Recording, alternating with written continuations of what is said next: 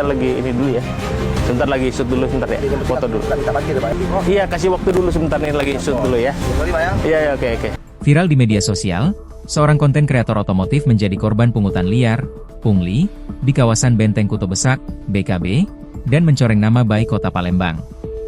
Merespon peristiwa tersebut, Wali Kota Palembang Ratu Dewa, yang ditemui pada Senin 28 Juli 2025 langsung mengambil langkah tegas. Oh ya, kaitan dengan masalah parkir, makanya kemarin saya kasih waktu 1x24 jam untuk menangkap orang, karena menyambut citra Kota Palembang. Alhamdulillah dengan begitu cepat, baik dari Pol PP dan juga perhubungan koordinasi dengan pihak Polrestabes sudah tertangkap.